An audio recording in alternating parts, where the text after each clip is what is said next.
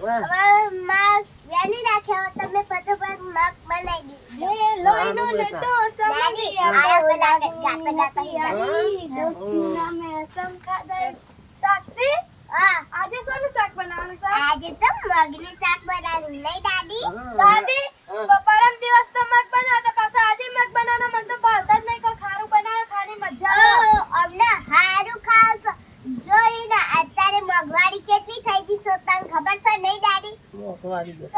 રોજ મગ બનાવવાના મને તો ભાવતા જ નથી સાક્ષી કોઈ ખારું ખાવાનું બનાવતો મજા આવે તમારે હારું ખાવશો અમને હારું ખાવશો દાદી અને સાક્ષી તને ખબર છે પેલા ખીંજલ ને રોજ હારું હારું શાક બનાવીને ખાય છે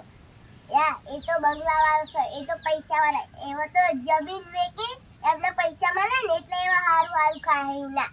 એટલે નહીં દાદી અને પેલી કહેવત નથી ને જો કોકનો બંગલો જઈને આપણું સાપરું ના તોડાય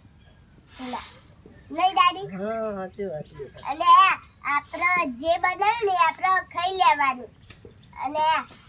આપણે શાક નહીં બનાવ્યું તો આપણે મરચું લોટલો ખાઈ લેવાનું નહીં દાદી સાચી વાત સાક્ષી હો ભૂલ થઈ ગઈ દાદી ભૂલ થઈ ગઈ હવે તમે જે બનાવશો ને અમે તઈને દીકરી ખાઈ લેશું હા એમ તો આપણે ક્યારે નીકળ પપ્પા તો મજૂરી કરવા જાય આપણા જોડે એટલા બધા ચો પૈસા તને ખબર છે